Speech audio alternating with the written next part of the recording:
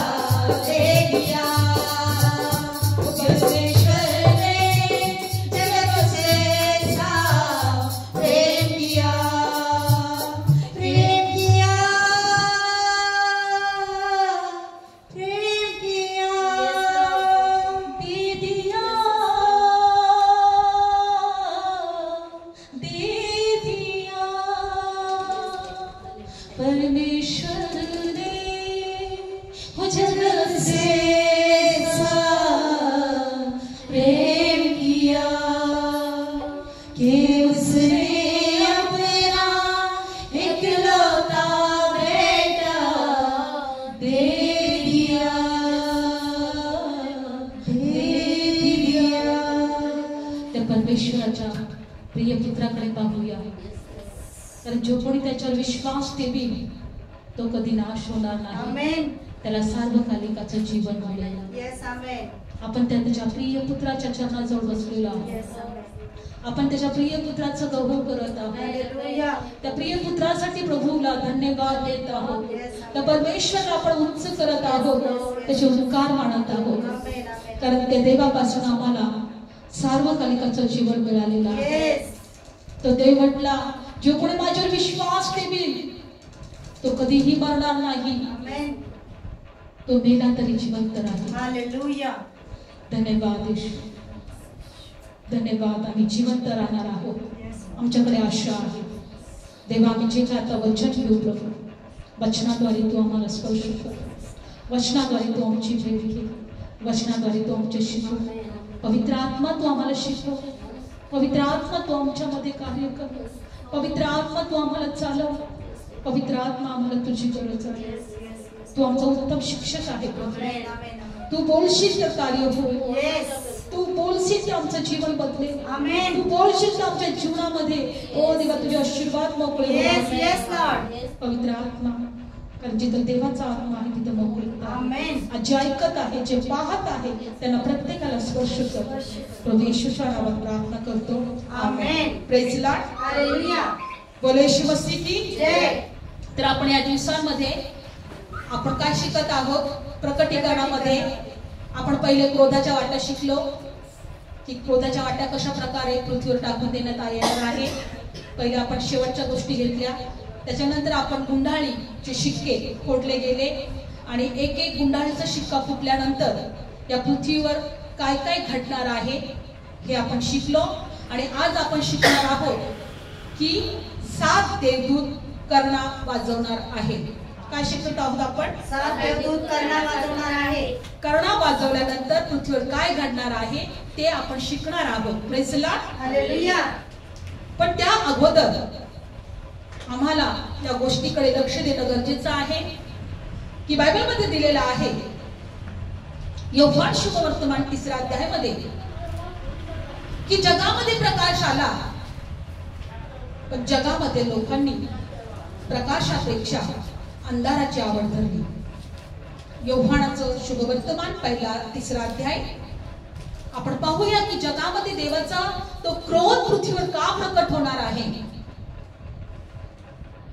आपण पाहणार आहोत योहान शुभवर्तमान 3रा अध्यायामध्ये आणि 17 वचनात देवाने आपल्या पुत्राला जगात पाठवले जगाचा न्याय ठरवण्यासाठी नाही तर जगाचे तारण त्याच्याकडून व्हावे म्हणून पाठवले. पण 18 की त्याच्यावर विश्वास ठेवतो त्याचा न्याय ठरवण्यात येत नाही पण जो विश्वास ठेवत नाही त्याचा न्याय ठरवण्यात आलाच आहे कारण त्याने देवाच्या एकुलत्या एक पुत्राच्या नावावर विश्वास ठेवला नाही. 19 तो न्यायाचा ठराव हाच आहे की जगात प्रकाश आला तरी माणसाने प्रकाशापेक्षा अंधाराची अधिक आवड धरली कारण त्यांची कर्म दुष्ट होती. जो वाईट करतो तो प्रकाशाचा द्वेष करतो. कदाचित आपली कर्म दोषी ठरवली जातील म्हणून तो प्रकाशाकडे येत नाही परंतु जे खरे करतो तो आपली कामे देवाच्या ठायी केलेली आहे अशी उघड व्हावी म्हणून तो प्रकाशाकडे येतो. Praise Lord. जगामध्ये प्रकाश आला पण बायबलमध्ये दिलेला आहे की लोकांनी प्रकाशापेक्षा अंधाराची आवड धरली कारण त्यांची कर्म वाईट होती. प्रकाशात आल्यानंतर माणसाची कर्म उघड होतात. म्हणजे माणसाला प्रकाशात किंवा प्रभूकडे आल्यानंतर कळतं हे वाईट आहे, हे चुकीचं आहे, हे करू नये. आणि मग बायबलमध्ये असं दिलेलं आहे की मग ते लोकांनी प्रकाशापेक्षा अंधाराची आवड धरली. आणि म्हणून बायबल सांगतं की जो प्रकाशाकडे येतो तो यासाठी येतो की मी जे काही करणार आहे ती माझी कामं उघड व्हावी आणि ती देवाला दिसावी. Praise Lord. हालेलुया. बघा ह्या वचनामध्ये स्पष्ट सांगून ठेवलेलं आहे की लोकांनी प्रकाशाचा द्वेष केला. लोकांनी प्रकाशाचा द्वेष केला. आणि म्हणून बायबल सांगतं की न्यायाचा ठराव हाच आहे की जगात प्रकाश आला पण लोकांनी अंधाराची आवड धरली. कशाची आवड धरली? अंधाराची. आणि म्हणून बायबल सांगतं की जो विश्वास ठेवतो त्याचा न्याय ठरवण्यात येणार नाही. जो विश्वास ठेवत नाही त्याचा न्याय ठरवण्यात येणार आहे. Praise Lord. तुम्ही विश्वास ठेवा किंवा नका ठेवू पण आमचा न्याय ठरवण्यात येणार आहे. जो विश्वास ठेवत नाही त्याचा न्याय ठरवण्यात येणार आहे. लक्षपूर्वक ऐका. म्हणून बायबलमध्ये एक गोष्ट दिलेली आहे की लोकांनी देवाचं ज्ञान मूर्खपणाचं केलं. काय केलं?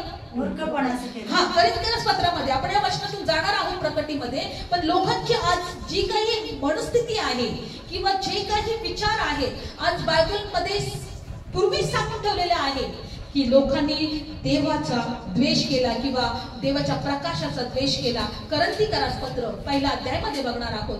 करंथीकरास पत्र याच्यामध्ये जाणार आहोत.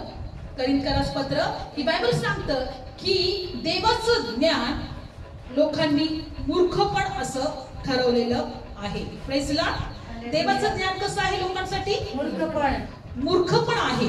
करंथीकरास पत्र काढूया आणि 19 वचन असे लिहिले आहे की मी ज्ञानाचं ज्ञान नष्ट करीन आणि बुद्धिमंतांची बुद्धी व्यर्थ करेन. Praise Lord. मी ज्ञानाचं ज्ञान काय करेन? बुद्धिमंतांची बुद्धी व्यर्थ करेन. जगाने स्वतःच्या ज्ञानाने देवाचं ज्ञान नाकारलेलं आहे. जगाने स्वतःच्या ज्ञानाने जगाचं ज्ञान देवाचं ज्ञान नाकारलं आहे. म्हणून परमेश्वर म्हणतो की मी जगाचे ज्ञान नष्ट करेन आणि बुद्धिमंतांची बुद्धी व्यर्थ करेन. ज्ञानी कुठे आहे? शास्त्री कुठे आहे? जगाचा वादविवाद करणारे कुठे आहेत? देवाने या जगाचा ज्ञान मूर्ख असं केले आहे. ज्या अर्थी देवाच्या ज्ञानाने पाहिले असता जगाने आपल्या ज्ञानाच्या योगे देवाला ओळखलं नाही. जगाने आपल्या ज्ञानाच्या द्वारे देवाला ओळखलं नाही. लक्षपूर्वक ऐका. जग त्याच्या ज्ञानामुळे देवाला ओळखत नाही. जगाचं ज्ञानाला काय वाटते का देव म्हणजे मूर्ख आहे, देवाचं ज्ञान म्हणजे मूर्ख आहे. हे बायबलमध्ये पूर्वी सांगून ठेवलेलं आहे. बरोबर. म्हणून या गोष्टीमध्ये आपण लक्ष ठेवला पाहिजे की परमेश्वराने जगाचं ज्ञान मूर्ख केलेलं आहे आणि जगाने देवाचं ज्ञान मूर्ख असं केलेलं आहे. Praise Lord. आणि म्हणून जगातले लोक आज देवाला ओळखत नाही. तुम्ही ओळखा किंवा नका ओळखू, पण न्यायाचा ठराव हाच आहे की जगात प्रकाश आला पण लोकांनी प्रकाशापेक्षा अंधाराची आवड केली आणि त्या लोकांचा न्याय ठरवण्यात येणार आहे. एक दिवस त्या लोकांचा न्याय ठरवण्यात येणार आहे. आणि म्हणून ह्या पृथ्वीवर कशा प्रकारे कोप येणार आहे, देवाचा क्रोध येणार आहे, कशी पृथ्वी ही नष्ट होणार आहे, ह्या गोष्टी आपण बघत आहोत. न्यायाचा ठराव हाच आहे की जगामध्ये प्रकाश आला पण अंधाराची लोकांनी आवड धरली. त्यांनी स्वतःच्या बुद्धीने देवाला ओळखलं नाही, त्यांनी स्वतःच्या ज्ञानाने देवाला ओळखलं नाही. त्यांनी देवाचं ज्ञान मूर्खपण ठरवलं. काय ठरवलं? मूर्खपण ठरवलं. आणि म्हणून बायबलमध्ये दिलेलं आहे की शेवटी एक दिवस काय होणार आहे की ते लोकांचा न्याय ठरवण्यात येणार आहे. कारण की देवाच्या दृष्टीने कोणी नीतिमान नाही, देवाच्या दृष्टीने कोणीही पवित्र नाही, देवाच्या दृष्टीने कोणीही देवाच्या राज्याच्या स्वर्गाच्या राज्याच्या योग्यतेचं नाही. पण देवाने आपल्या पुत्राच्या द्वारे या जगामधल्या लोकांना नीतिमान ठरवलं, पवित्र ठरवलं, सार्वकालिक जीवनाच्या योग्यतेचं ठरवलं. पण लोकांनी त्याला नाकारलं. ह्या ज्ञानाला लोकांनी काय केलं?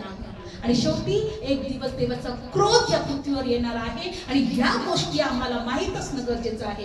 तर आपण पहिल्यांदा बघितल्या की देवाच्या 7 क्रोधाच्या वाट्या, शिक्के फोडण्यात आले 7. कसे शिक्के फोडल्यानंतर, गुंडाळीमधून शिक्के फोडल्यानंतर कसा क्रोध प्रकट झाला. तर आज आपण बघत आहोत कर्णा वाजवला जाणार आहे. कर्णा वाजवणं म्हणजे काय आहे की युद्धाची तयारी करताना कर्णा वाजवला जातो, अलर्ट राहण्यासाठी, सावधान राहण्यासाठी.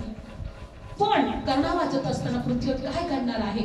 आपण पाहिलं की 7व्या गुंडाळी फोडल्यानंतर, शिक्का फोडल्यानंतर 7 देवदूत कर्णा वाजवण्यासाठी सिद्ध झाले.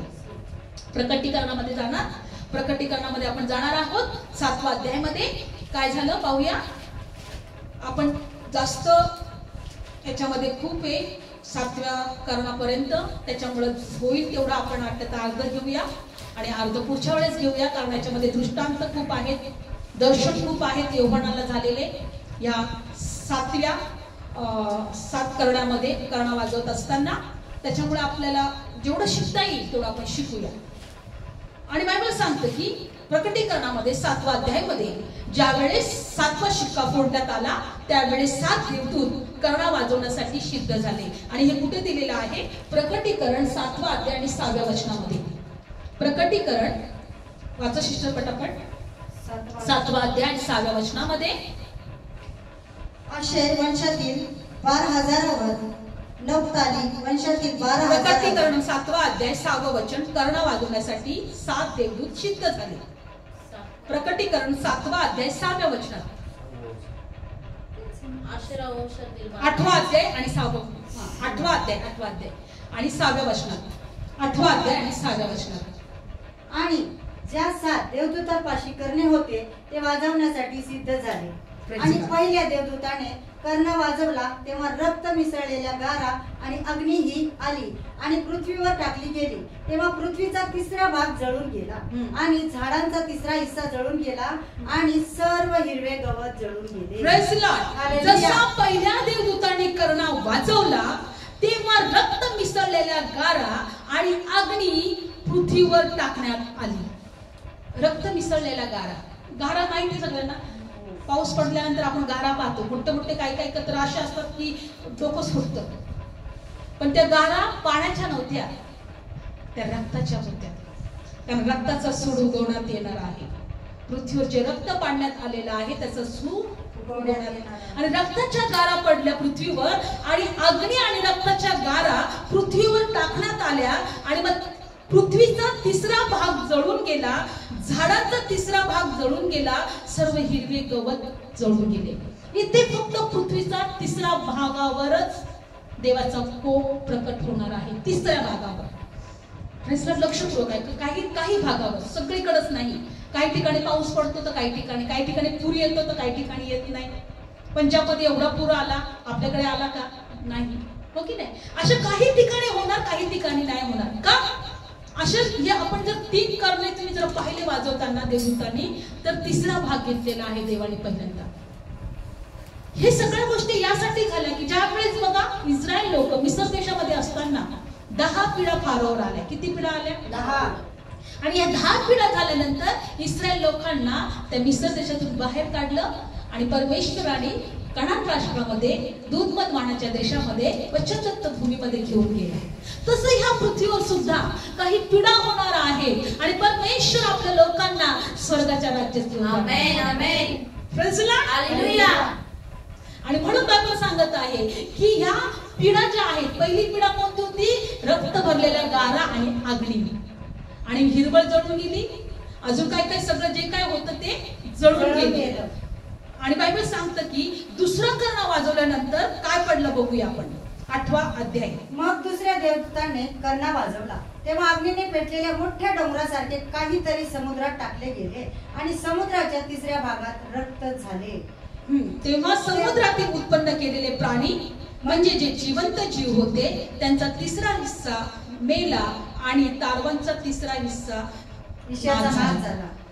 तारव समुद्रावर. आता हा कोप समुद्रावर आला, पहिला पृथ्वीवर आला. कर्ण वाजवल्यानंतर पहिला कोप कुठं आला? पृथ्वीवर आला. आणि बायबल सांगतं की नंतर जो समुद्रावर जो कोप आला, 2रा कर्ण वाजवल्यानंतर अग्नीने पेटलेल्या मोठ्या डोंगरासारखा काहीतरी समुद्रात टाकलं गेलं आणि समुद्राच्या 3ऱ्या भागाचं रक्त झालं. आणि मग समुद्रामध्ये जे काही जीव होते ते जळून गेले किंवा मरून गेले. पहिला कोप कर्ण वाजवल्यावर पृथ्वीच्या 3ऱ्या भागावर, आता समुद्रावर. आणि आता 3रं पाहूया 10वं वचन. मग 3ऱ्या देवदूताने कर्ण वाजवला. पुढं. तेव्हा दिव्यासारखा जळत असलेला मोठा तारा आकाशातून पडला आणि तो नद्यांच्या 3ऱ्या हिश्श्यावर व पाण्याच्या झऱ्यावर पडला. आणि त्या ताऱ्याने नाव कडूपणा म्हटले आहे आणि पाण्याच्या 3ऱ्या भागाचा कडूपणा झाला आणि त्या पाण्याने पुष्कळ माणसे मेली कारण ते कडू झाले होते. Praise Lord. बायबल सांगते की 3ऱ्या देवदूताने जेव्हा कर्ण वाजवला तेव्हा दिव्यासारखा जळत असलेला मोठा तारा आकाशातून बायबल मध्ये दिलेला आहे तो पडला. आणि तो कुठे पडला? नद्यांवर पडला, झऱ्यांवर पडला.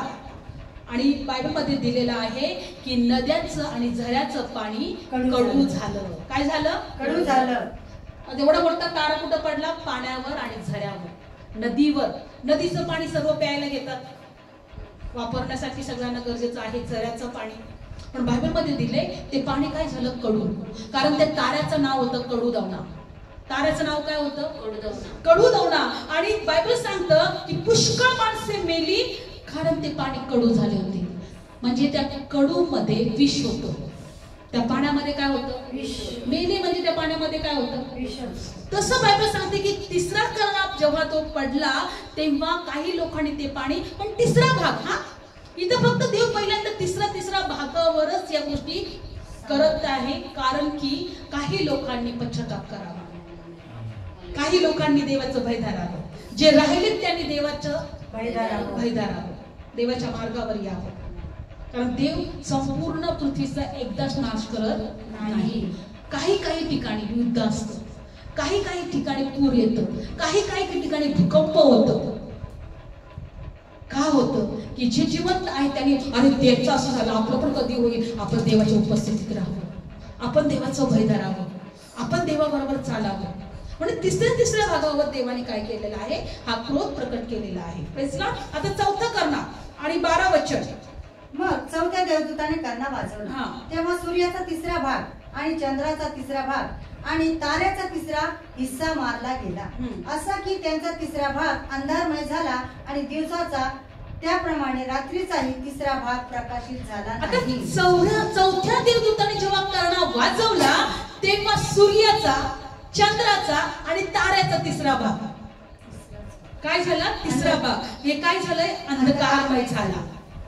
आणि दिवस पण झाले नाही, रात्र पण तिथं होत नव्हतं. तिसऱ्या भागामध्ये असं होणार आहे.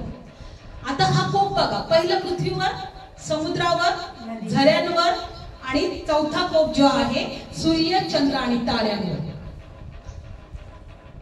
म्हणजे पृथ्वीवरच्या ह्या सगळ्या गोष्टीवर कोप येत आहे.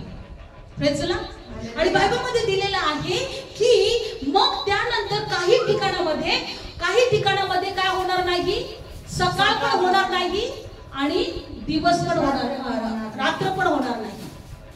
रात्रंदिवस तिथं अंधारच राहणार आहे. कारण सूर्यचंद्र काय झाले, अंधकारमय झाले. हा चौथा कोप आणि बायबलमध्ये दिलेला आहे. पण आता जो 5वा जो कोप होणार आहे तो खूप भयंकर आहे. कारण त्या कोपानंतर अशी वाणी झाली, अनर्थ अनर्थ अनर्थ.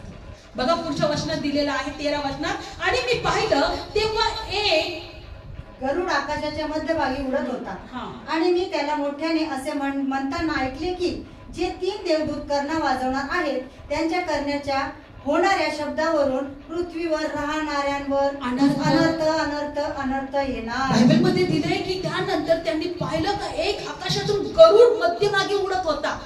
आणि त्यानंतर बायबलमध्ये दिले की मोठ्याने असा आवाज ऐकला की जे 3 देवदूत करणा वाजवणार आहेत त्यांच्या कर्णाच्या होणाऱ्या शब्दावरून पृथ्वीवर राहणाऱ्यावर अनर्थ अनर्थ अनर्थ येणार आहे. आता हे 4 करणा वाजवले. पृथ्वीवरची जी काही सृष्टी होती ती अर्ध्या तिसऱ्या भागावर नाश करण्यात आली. पण आता बायबलमध्ये दिलेलं आहे आता मनुष्यावर अनर्थ येणार आहे. आता कशावर येणार आहे, मनुष्यावर इथं अनर्थ येणार आहे. आणि त्या गरुडाने मोठ्या आवाजाने म्हटला की आता जे 3 करणे वाजवले जाणार आहे, 4 वाजवले, आता 3 करणे वाजवले जाणार आहे आणि या पृथ्वीवर अनर्थ अनर्थ अनर्थ अशा शब्दाने तो ओरडला. गरुड आकाशातून मध्यभागी पृथ्वीवर अनर्थ अनर्थ अनर्थ होणार आहे. आणि बायबलमध्ये दिलेलं आहे की त्यानंतर 5वा देवदूताने करणा वाजवला. कितव्या देवदूताने, 5व्या. 9व्या अध्यायामध्ये जाणार आहोत. 9व्या अध्याय आणि पहिलं वचन. मग 5व्या देवदूताने करणा वाजवला तेव्हा एक तारा आकाशातून पृथ्वीवर पडलेला मी पाहिला आणि तो अथंग डोहाची किल्ली त्याला देण्यात आली. पृथ्वीवर काय पडला, एक तारा. जेव्हा 5वा करणा वाजवला तेव्हा आकाशातून एक तारा पृथ्वीवर पडला.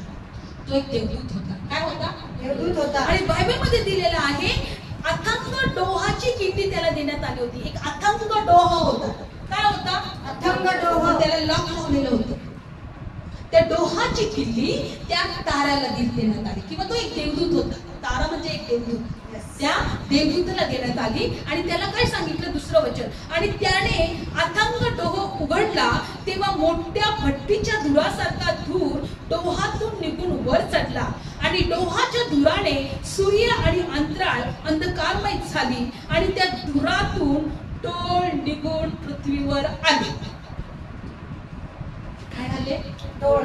ते टोळ कुठं होते? धुरामध्ये, डोहामध्ये. त्या डोहामध्ये तो लॉक केलेला होता. त्या डोहाला किल्ली होती. तो तारा पृथ्वीवर पडला.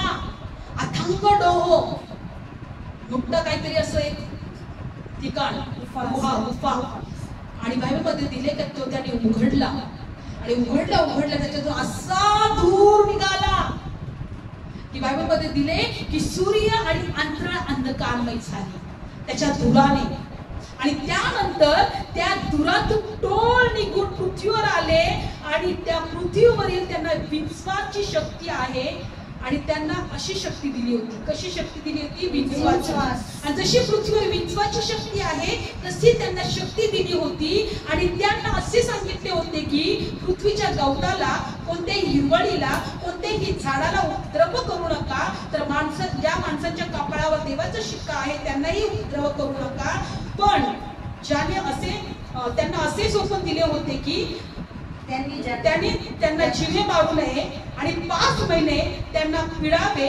ज्याने विश्वास ठेवला नाही त्यांना 5 महिने त्यांनी पिडावे. आणि विंचू माणसाला नांगी मारतो तेव्हा त्याला जी पीडा होते त्या पिडेप्रमाणे हे आहे. आणि त्या दिवसामध्ये माणसे मरण शोधतील परंतु ते त्याला मिळणार नाही. आणि ती मरणाची उत्कंठा धरतील परंतु मरण त्यांच्यापासून दूर असेल.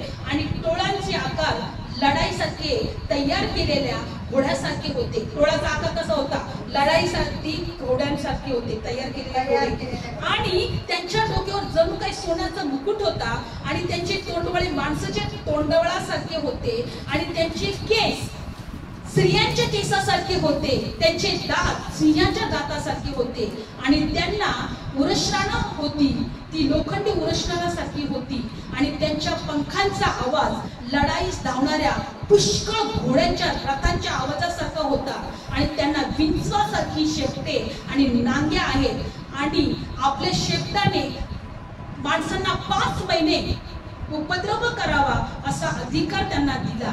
आणि जो अथंग डोहाचा दूत तो त्यांच्यावर राजा आहे. आणि त्याचे नाव इब्री भाषा अब्दगोन आहे आणि हिब्रू भाषा अप्फुजोब आहे. आणि पहिला अनर्थ होऊन गेला. काय दिलं? या 5व्या कारणा वाजवल्यानंतर डोहातून काय निघालं? टोळ निघाले. त्यांचं वर्णन पण दिलेलं आहे. त्यांना विश्वासाची शक्ती होती. त्यांच्या शक्तीने किंवा त्यांच्या त्या नांगेने लोकांना तो असा डसणार आहे. आणि 5 महिने, पूर्ण 5 महिने तो त्यांना डसणार आहे. ते विंचू ते चावणार आहे, ते टोळ त्यांना चावणार आहे लोकांना. आणि ती लोक मरण मागतील, मरण शोधतील. डोहातून काय निघालं? टोळ निघाले. 5 महिने त्यांना उपद्रव करावा. लोक मरण शोधतील. आम्हाला ह्या वेदनातून सोडव, आम्ही मेलो तर बरे होईल पण आम्हाला ह्या वेदना नको आहेत असे ते म्हणतील. 5व्या कर्णामध्ये मनुष्याला टोळाच्या द्वारे नाश करू. आता 6व्या कर्णामध्ये काय झालं?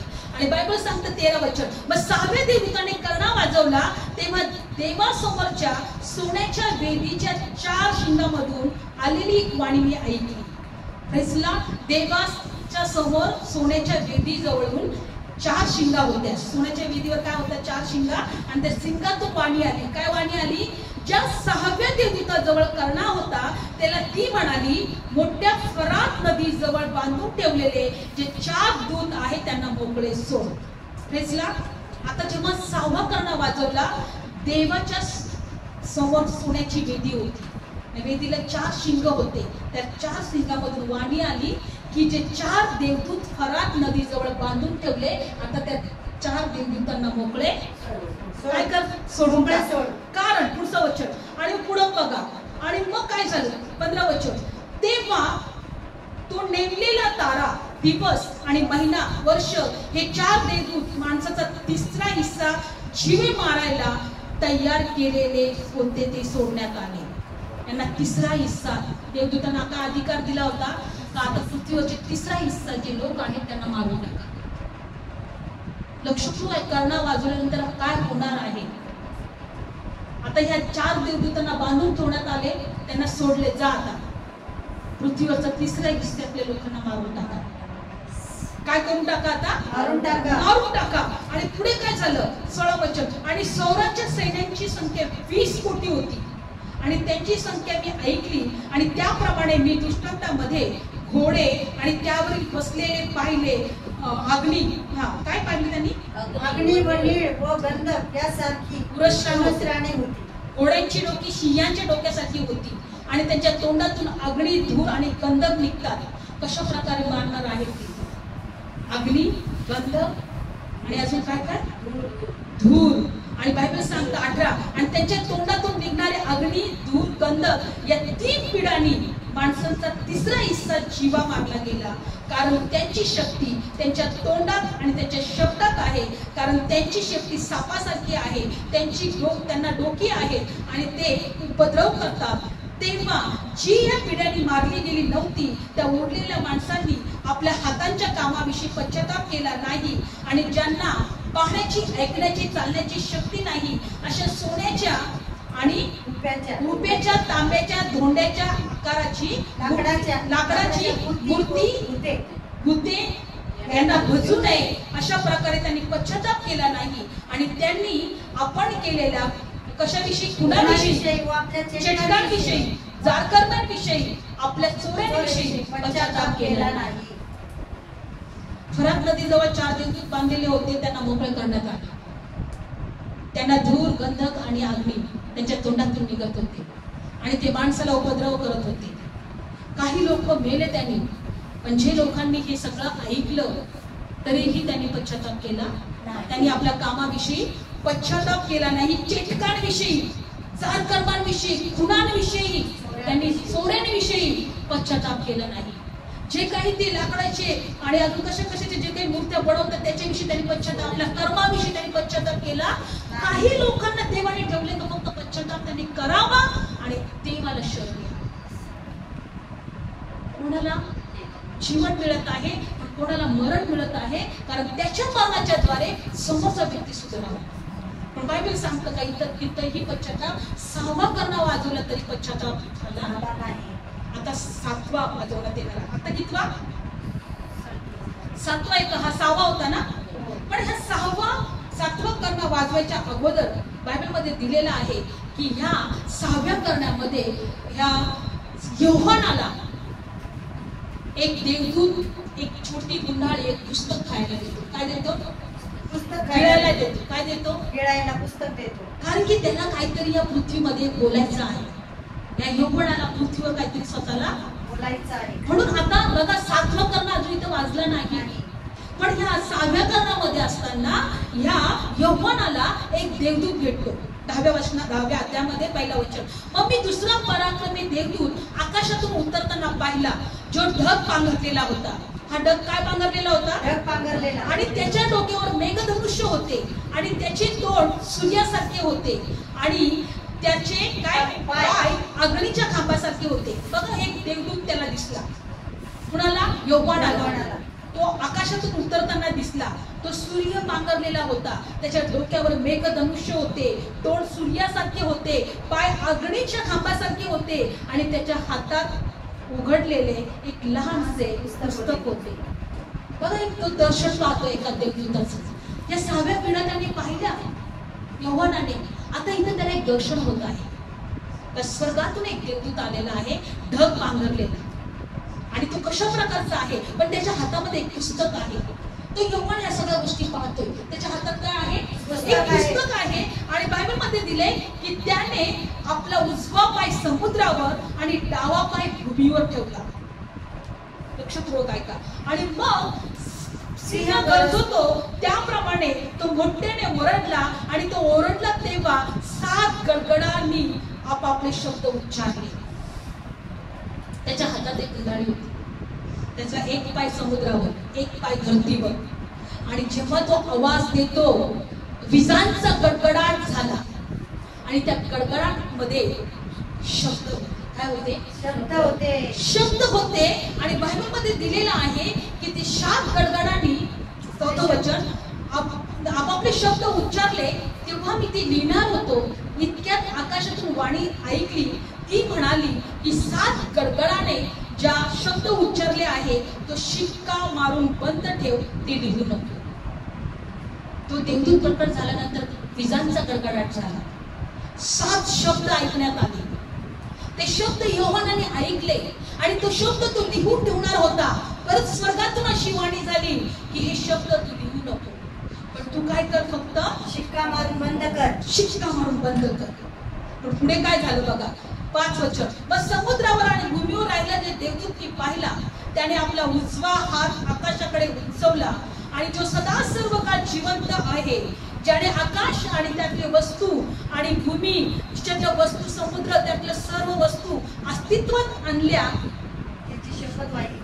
त्याची शपथ वाहिली आणखी उशीर होणार नाही. तर 7व्या देवदूताच्या वाणीच्या दिवसामध्ये तो कर्णा वाजवण्याच्या बेतात असेल तेव्हा हे गूस त्याने आपल्या दासांना भविष्यवाद्यांना कळवल्याप्रमाणे पूर्ण होईल. 7व्या कर्णाच्या वेळेस हे गूस प्रकट होणार आहे असं तो म्हटला. पण आता या ठिकाणी जी गुंडाळी त्याच्या हातात होती ती यहोवाला त्यांनी खायला दिली. काय झालं? 8वं वचन. मग आकाशातून आलेली जी वाणी मी ऐकली होती ती फिरून माझ्याशी बोलली, म्हणाली, जो देवदूत समुद्रावर भूमीवर उभा आहे त्याच्या हातात उघडलेले पुस्तक घे. तेव्हा मी त्या देवदूतांकडे जाऊन त्याला म्हणालो आणि ते लहानसे पुस्तक मला दे. मग तो म्हणाला, हे घे आणि खाऊन टाक आणि ते तुझे पोट कडू करील, तरी तुझ्या तोंडात मधासारखं गोड लागेल. आणि मग ते लहानसे पुस्तक त्या दूताच्या हातातून मी घेतले आणि खाऊन टाकले. तेव्हा ते माझ्या तोंडात मधासारखं गोड लागले, परंतु ते खाल्ल्यावर माझे तोंड कडू झाले. तेव्हा ते म्हणाले, पुष्कळ लोक, राष्ट्र आणि भाषा आणि राजे यांना तू पुन्हा भविष्य सांगितले पाहिजे. आता हे कितव्या कर्णामध्ये झाले? 6व्या. कितवा कर्ण हा? 6व्या कर्णामध्ये. 6व्या कर्णामध्ये काय काय झालेलं आहे? एक मेघ स्वर्गातून एक दूत खाली उतरलेला आहे. त्याचा पाय पृथ्वीवर आणि एक भूमीवर. तो कसा दिसतो ते सगळं सांगितलेलं आहे. गडगडाट झाला. 7 शब्द त्यांनी ऐकले आणि त्यानंतर ती गुंडाळी त्याच्या हातात जी होती ती योहानाला देण्यात आली आणि योहानाला आता सांगितलं की तुला ही गुंडाळी खायची आहे आणि तुला भविष्य, तुला संदेश सांगायचा आहे. तुला काय सांगायचं आहे? संदेश सांगायचा आहे. या 6व्या कर्णामध्ये असं झालेलं आहे. कितव्या कर्णामध्ये? 6व्या कर्णामध्ये. Praise God. आपण बघितलं की जे 3 पहिले कर्णे वाजवतात तेव्हा या पृथ्वीवर काय काय झालेलं आहे? पृथ्वीवर विपत्ती आली, संकट आलं, झऱ्यांवर, सूर्यावर, त्याच्यानंतर कशाची शक्ती नाही, टोल. आपण पहिल्यांदा बघितलं पृथ्वीवर विपत्ती आली, संकट आलं. नंतर काय पाहिलं? समुद्रावर, झऱ्यांवर, नंतर सूर्यावर आणि 4थ्या ठिकाणी मध्ये काय होतं? कडूदवणा पडला. एक कडूदवणा तारा पडला आणि ते सगळं पाणी कडू झालं. आपण 5व्या याच्यामध्ये टोल निघाले रोहातून. 5वा जेव्हा कर्ण वाजला तेव्हा काय निघालं? टोल निघाले. आणि त्या टोलांनी मनुष्य, त्यांची शक्ती कशी होती? विश्वासाची. 5 महिने त्यांना अधिकार दिला होता माणसांना पीडा. आता 6व्या कर्णामध्ये काय झालं? एक देवदूत स्वर्गातून प्रकट झाला. तो कसा दिसत होता काय ते सगळं पाहिलं आणि त्याला तो जेव्हा आला तेव्हा तो गडगडाट झाला, विजा चमकल्या. 7 शब्द ते योहानाने ऐकलं आणि त्यानंतर त्याच्या हातात जी गुंडाळी होती ती गुंडाळी त्याला खायला दिली आणि त्याला म्हटलं की तू संदेश सांग. आता इथे पण 6व्याच कर्णामध्ये अजून आवडतो. 7वं कर्ण काय लगेच वाजणार नाही. जशी त्याने ती गुंडाळी खाल्ली, पुढे काय झालं? पुढे त्याला काय दिसलं? 11व्या अध्यायामध्ये नंतर काठीसारखा एक गोरू त्याला देण्यात आला. कुणाला? योहानाला. आणि कोणी एक म्हणाला, उठ आणि देवाच्या मंदिराचे आणि वेदीचे आणि भजनाची मोजमाप घे. आता याला एक गोरू देण्यात आला. गोरू काय? जे मोजमाप करण्याचं काहीतरी असतं. आणि त्याला योहानाला सांगितलं, उठ, हे गोरू घे आणि कसलं माप घे बघ. तू देवाच्या मंदिराचे, वेदीचे आणि भजणाऱ्यांचं मोजमाप केलं. मंदिराचं मोजमाप घ्यायला लावले. आता इथे त्या मंदिराचं मोजमाप एक गुरु हातात दिला, मोजमाप करण्याची दोरी असते. पण पुढं काय सांगितलं बघा, आणि तो म्हणला परंतु मंदिराबाहेरचे अंगण सोड, त्याचे माप घेऊ नको, कारण ते राष्ट्रांच्या लोकांना दिले आहे आणि ते पवित्र नगर 42 महिने तुडवतील. आणि माझ्या 2 साक्षीस मी असे सामर्थ्य देईल की तरट पांघरून ते 1260 दिवस भविष्य सांगतील. आता याला या ठिकाणी योहानाला बोलू देण्यात आले, मोजमाप करण्याची दोरी. हा काय होतं ते? हा, आणि बायबल मध्ये दिलेलं आहे की ते तू म्हटला मंदिराचं वेदीजवळचं. हा, पहिले कशाचं घे? वेदीचं, मंदिराचं. हा, मंदिराचं, वेदीचं आणि दुसरं भजणाऱ्यांचं. पण या ठिकाणी दिलंय मंदिराचं अंगण सोड. काय दिलंय? लक्षपूर्वक आहे. मंदिराचं अंगणाचं मोजमाप घेऊ नको, मंदिराचे मोजमाप घेऊ अंगणाचं नको. कशाचं? पहिले मंदिराचं, वेदीचं आणि भजणाऱ्यांचं. मंदिराचं, वेदीचं आणि भजणाऱ्यांचं एवढ्यांचंच मोजमाप घे. अंगण सोड. कारण बायबल सांगतं ते अंगण कोणाला दिलेलं आहे? राष्ट्राच्या लोकांना दिले आहे. ते पवित्र नगर 42 महिने तुडवतील. आणि बायबल सांगतं अंगणातले लोक, मी तुम्हाला नेहमी सांगत असते, पवित्र स्थानात येण्याचा प्रयत्न करा, अंगणातच राहू नका. अंगणात राहणारे लोक कोण आहेत? विश्वास ठेवतात. कशाला प्रार्थना केली पाहिजे, कशाला बायबल वाचलं पाहिजे, कशाला एकत्र आलं पाहिजे, हाय आमचा विश्वास. त्या अंगणात राहणारे लोक, त्यांनी परम पवित्र स्थानात जाण्याचा कधीच प्रयत्न नाही केला. हे लोक ओठाने माझं सन्मान करतात, पण यांची अंतःकरण माझ्यापासून दूर आहे. ते लोक कुठे असतील? अंगणात. म्हणून ते मोजमापण्यात येणार नाही. बरं का? लक्षपूर्वक ऐका. त्या क्रोधाच्या वेळेस अंगणातले लोक, हे फक्त त्यांचा विश्वास आहे, पण ते कधी त्यांनी देवाला शोधलं नाही, देवावर प्रेम केलं नाही, देवावर कधी देवाच्या इच्छा काय आहेत त्या जाणल्या नाही, भक्तीसाठी एकत्र आले नाही, लोकांसाठी प्रार्थना केल्या नाही, एकमेकांची ओची वाहिली नाही, एकमेकांवर प्रेम केलं नाही. या अंगणामध्येच राहणार. विश्वास आहे, पवित्र स्थानात येण्याचा, वेदीजवळ येण्याचा प्रयत्न कधीच नाही केला. आपण काय म्हणतो? देवा मला तुझ्या उपस्थितीत घे, मला तुझ्या चरणांजवळ घे, मला तुझ्या कृपेमध्ये घे. फक्त मंदिराचं, वेदीचं आणि भजणाऱ्यांचं मोजमाप घेतलं ना. अंगण सोडून देणार, कारण अंगण 42 दिवस तुडवले जाणार आहे. 42 त्यावेळेस त्याचा अभ्यास करत होते. 1260 दिवस याच्यात दिलेलं नाही. 1260 दिवस आहे का? 1260 दिवस. 260 दिवस. अशा प्रकारे 42 दिवस ते अंगण तुडवण्यात येणार. म्हणजे विश्वासणारे सुद्धा याच्यामध्ये भरडले जाणार. पण कोणते विश्वास? फक्त विश्वास ठेवतात, पण कार्य काहीच नाही, कृती त्यांच्यामध्ये काहीच नाही, फक्त नावाला विश्वास ठेवतात. म्हणून अंगण घेतलेलं, मंदिराचं अंगण घेतलेलं नाही. आणि मग पुढे काय झालं की 3रं वचन, माझ्या 2 साक्षीस मी असे सामर्थ्य देईल, तरट पांघरून 1260 दिवस ते भविष्य सांगतील. आणि मग जी 2 जैतून झाडे, 2 दिवटण्या पृथ्वीच्या देवासमोर उभा राहतात, ते हे आहेत. 2 साक्षी मग जगामध्ये पाठवले जातात. आणि ते काय करतील? त्यांना सामर्थ्य देण्यात येईल आणि ते संदेश सांगतील प्रत्येक पृथ्वीला, पृथ्वीवरच्या प्रत्येक लोकांना. आता इथे योहान काय बोलतोय? मंदिर पाहिलं त्यांनी, 2 साक्षीदार पाहिले, त्यांना सामर्थ्य दिलेलं आहे. ते पृथ्वीवर काय सांगतील? भविष्य पुन्हा एकदा. कारण की लक्षात ठेवा, देवाचं एकच काम आहे की लोकांनी देवाला ओळखावं, विश्वास ठेवावा, पश्चाताप करावा, देवाचं राज्य स्वीकारावं, देवाच्या राज्यामध्ये प्रवेश करावा. आणि एकच इच्छा आहे. आणि म्हणून हा शेवटपर्यंत या पृथ्वीचा काय करत आहे?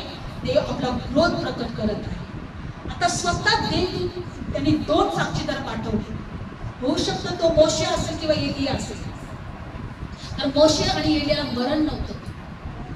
एकाला दुष्काळ पाडायचं सामर्थ्य होतं, एकाला अग्नी पाडण्याचं सामर्थ्य होतं. आणि एलिया आणि मोशेने अशी कामं केलेली आहे. होऊ शकतं ती एक मंडळी पण असू शकतं.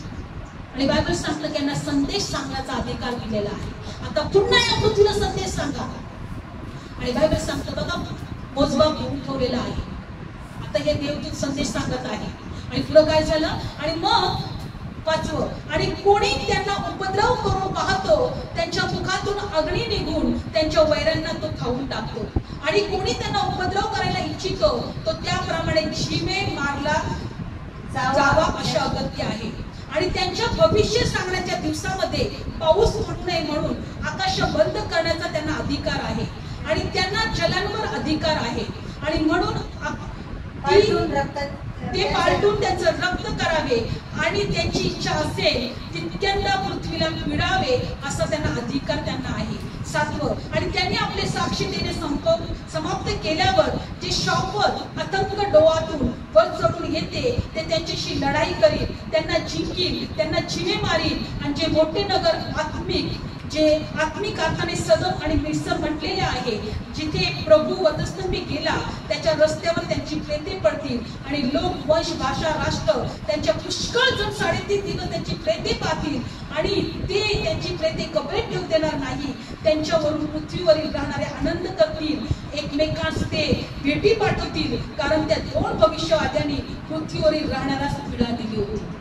आतंक डोहातून एक निघणार आहे आणि तो त्यांना मारणार आहे. आणि 3 दिवस त्यांचे 3.5 दिवस त्यांची प्रेत पृथ्वीवर राहतील. लोक बघतील, अरे यांच्यामुळे या पृथ्वीवर पीडा होती, लोक मेले, मरत होते, अग्नी पाठवत होता. अजून ते त्यांच्या तोंडामध्ये शक्ती होती, त्या शक्तीने विश्वास ठेवा. आणि त्यांच्या तोंडामधल्या शक्तीने लोक मरत सुद्धा होती. 2 साक्षीदार. शेवटी अथांग डोहातून एक जण निघेल आणि बायबल सांगते त्याच्याशी लढाई करेल, त्यांना जिंकेल आणि जीवे मारेल. जिथं प्रभू येशू वधस्तंभी किल्ला तिथंच हे 2 जण मारतील. पण बायबल काय सांगते माहिती? 3ऱ्या का 4थ्या दिवशी पुन्हा जिवंत होतील, कारण मरणावर विजय मिळेल. कारण की त्यांना मरणाचा अनुभव आला नव्हता. ते परत पृथ्वीवर बहुतेक ते येतील आणि मग ते मारले जाणार आहे, देवाचं काम करतील, ते मारले जाणार आणि मग पुन्हा ते स्वर्गात घेतले जाणार. असं पुढे जर वाचलं तुम्ही तर 3.5 दिवसानंतर 11, मग 3.5 दिवसाच्या नंतर जीवनाचा आत्मा देवापासून येऊन त्यांच्यामध्ये शिरला आणि ते आपल्या पायावर उभे राहिले. आणि त्यांना पाहणाऱ्यांना मोठे भय प्राप्त झाले. आणि त्याने आकाशातून अशी वाणी ऐकली, ती म्हणाली, येथे वर या. तेव्हा ते ढगाने आकाशात चढले आणि त्यांच्या वैऱ्यांनी त्यांना पाहिले. आणि त्याच घटनेत मोठा भूमिकंप झाला. नगराचा 10वा भाग पडला आणि भूमिकंपाने 7,000 वर्ष माणसं जीव मारली गेली. तेव्हा उठलेली भयभीत झाली आणि त्यांनी आकाशाच्या देवाचं काय केलं? गौरव केले. काही लोकांनी देवाचं गौरव केलं. लक्षपूर्वक ऐका, इथं यौवनाला गुंडाळी खायला दिली. गुंडाळी खाल्ल्यानंतर त्यांनी हे दर्शन पाहिलं मंदिराचं. चा मोजमाप घे. 2 देवदूत पाहिले. ते पृथ्वीला सुवार्ता सांगतात. त्यांच्यामध्ये सामर्थ्य होतं. त्यांच्याद्वारे अनेक पृथ्वीतल्या लोकांना पिडण्याचा पण अधिकार होता. आकाश बंद करण्याचा अधिकार होता. आगळी पाठवण्याचा अधिकार होता. कित्येक लोक त्यांच्याद्वारे जे त्यांना विरोध करत होते त्यांनी मारून पण टाकलं. आतंक डोहातून एक निघाला, त्यांनी त्यांना जीवे मारलं. आणि जेव्हा ते 3 दिवस त्यांची प्रेती जेव्हा पाहिली लोकांनी, सगळ्या लोकांनी खूप आनंद केला. आणि हेच लोक होते यांच्यामुळे एवढी पीडा आली. आणि बायबल सांगते ते एकमेकांना भेटी पाठवत होते, गोडधोड करत होते. त्यावेळेस सगळे लोक ते दोघांचे प्रेत बघतील. 3 दिवस त्यांना कबरेत ठेवू देणार नाही, त्यांना सोडू दे असंच असे म्हणते. आणि 3.5 दिवसानंतर जीवनाचा आत्मा येईल, त्यांच्यामध्ये प्रवेश करेल, ते जिवंत होतील. देव म्हणे यावरती या. देव काय म्हणे? वरती या. आणि बायबल मध्ये दिलेलं आहे की त्यानंतर मोठा भूमिकंप झाला. मोठ्या काही गोष्टी अशा काही घडल्या. ह्या गोष्टी होणार आहेत, ह्या गोष्टी होत आहेत. आपण 7व्या करण्यामध्ये जाण्याच्या अगोदर त्या यहोवाला काय दृष्टांत पडला, त्याला कशाचं दर्शन झालं हे आपण पाहिलं. आता आपण म्हणून मी म्हटलं की खूप काही आहे या गोष्टीमध्ये. 7व्या करणापर्यंत पोहोचण्यापर्यंत काही दर्शन त्याला झालेलं आहे ते आपण बघत आहोत. 7व्या करणानंतर वाजवलं जाणार आहे आणि 6व्या करणामध्ये त्याला दर्शन झालेलं आहे. काय झालेलं आहे? दर्शन झालेलं आहे. हा, विंचवाची शक्ती तोडायला होती. 5 महिने त्यांनी मनुष्याला पिडले, पण 6व्या करण्यामध्ये देवदूत स्वर्गातून खाली आला. त्याचा एक पाय भूमीवर, एक पाय समुद्रावर, कुंडाळी त्याच्या हातात. सगळं काही या गोष्टी आपण पाहिल्या. त्याच्यानंतर मंदिराचं मोजमाप आपण पाहिलं. त्याच्यानंतर हे देवदूत जे दोघजण होते यांच्यामध्ये साक्षीदार, देवाचे साक्षीदार, यांनी कशा प्रकारे पुन्हा शुभवर्तमान लोकांना सांगितलं. ज्या लोकांना विरोध केला त्यांना मारण्याची शक्ती पण त्यांच्यामध्ये आपण हे सगळं पाहिलं. ते त्यांना मारण्यात आलं, त्यानंतर ते स्वर्गात वर घेण्यात आलं. हे सगळं दर्शन योहान पाहत होता. म्हणून म्हटलं खूप गोष्टी आहे. 7वा करणं अजून वाचला गेला नाही, पण ह्या गोष्टी आपण पुढे पाहूया की 7 करणा वाजवण्याच्या अगोदर योहानाने काय काय दर्शन पाहिलं हे पुढे पाहणार आहोत. ह्या गोष्टी सहज घेऊ नका. देवाने यासाठीच आपल्याला ह्या गोष्टी प्रकट केलेल्या आहेत, कारण आपण ते ओळखावं आणि आपण पश्चाताप करावं. आपण देवाच्या उपस्थितीमध्ये असावं, आपण देवाच्या भयामध्ये असावं. त्या क्रोधाच्या दिवसामध्ये आपण राहू नये. म्हणून मी सुरुवातीलाच वचन घेतलं, जगात प्रकाश आला, पण प्रकाशापेक्षा लोकांनी अंधाराची आवड बनवली, प्रकाशाचा द्वेष केला. न्यायाचा ठराव हाच आहे की जगात प्रकाश आला, पण लोकांनी प्रकाशापेक्षा अंधाराची आवड धरली, कारण त्यांची कर्म कशी होती? दुष्ट होती. लक्षपूर्वक ऐका. आणि म्हणून ते न्यायामध्ये येणार आहे. लक्षपूर्वक ऐका. मंदिराचं मोजमाप घेतलंय, पण अंगण त्याच्यामध्ये घेतलेलं नाही. त्या मोजमापामध्ये अंगणात राहू नका. पवित्र स्थानात येण्याचा प्रयत्न करा. देवाच्या उपस्थितीत येण्याचा प्रयत्न करा, कारण ते लोक सुरक्षित असणार आहेत. जे वेदीजवळ आहेत, जे भजणारे आहेत, जे मंदिरात आहेत ते सुरक्षित, म्हणजे अंगणात आहेत ते पिडले जाणार. कारण त्यांनी पण पश्चाताप करावा, देवाच्या उपस्थितीत यावं. डोळे बंद करूया. 7वा करणं आपण नंतर घेणार आहोत. धन्यवाद येशू, धन्यवाद येशू. देवा, आम्ही सर्व पिढा पाहत आहोत. पृथ्वीवर होणारा प्रत्येक कोप आम्ही पाहत आहोत, कारण तुझ्या एकुलत्या एक प्रिय पुत्रावर यांनी विश्वास ठेवला नाही. देवा, तुझी एकच इच्छा आहे की मनुष्याने पश्चाताप करावं, आपल्या कर्माचा पश्चाताप करावा, तुझं भय करावं, सार्वकालिक चिन्हावर विश्वास ठेवावा. कारण आम्ही पाहिलं का जे लोक चिटक करत आहेत, जे लोक वाईट अंधकारचे कर्म करत आहेत, असे लोकांवर ही पीडा येणार आहे. जे खून करणारे लोक आहेत, अशा लोकांवर ही पीडा येणार आहे. ज्याने देवाचं भय धरलं नाही, आपल्या मनमर्जीप्रमाणे चाललं, देवाचं ज्ञान त्यांनी मूर्खपण ठरले, अशांवरती पीडा येणार आहे. होय, विश्वास ठेवा किंवा ठेवू नका, पण ह्या गोष्टी घडणार आहे, ह्या गोष्टी घडणार आहे. धन्यवाद देवा, धन्यवाद. तू आम्हाला या गोष्टी प्रकट करत आहे. आम्ही तुझे उपकार मानतो. आम्हाला तुझ्या मंदिरात राहायला शिकव, आम्हाला तुझ्या वेदीजवळ राहायला शिकव, आम्हाला तुझ्या चरणांजवळ राहायला शिकव.